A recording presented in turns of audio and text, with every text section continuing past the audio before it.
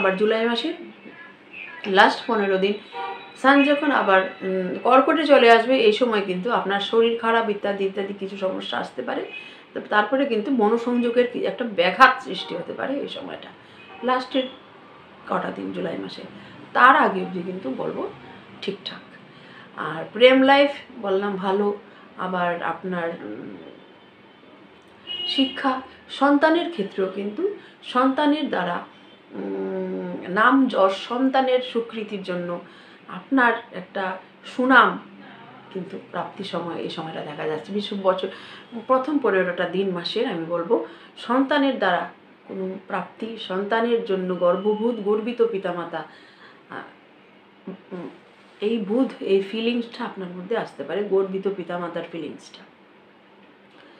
তারপর যদি দেখি বিবাহের ক্ষেত্র, বিবাহের জায়গাটা এই সময়টা খুব একটা আমি ভালো বলতে পারছি না। কারণ কি বলুন তো, আপনার সপ্তম স্থান বিবাহের ঘরে কিন্তু রাহু বসে আছে।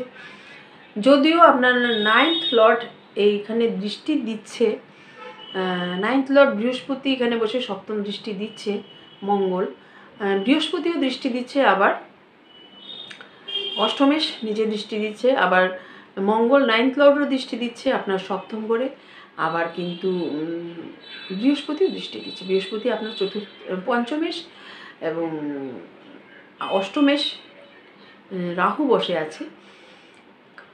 তাও কিন্তু বলবো বিবাহের জায়গাটা খুব একটা শুভ নয়।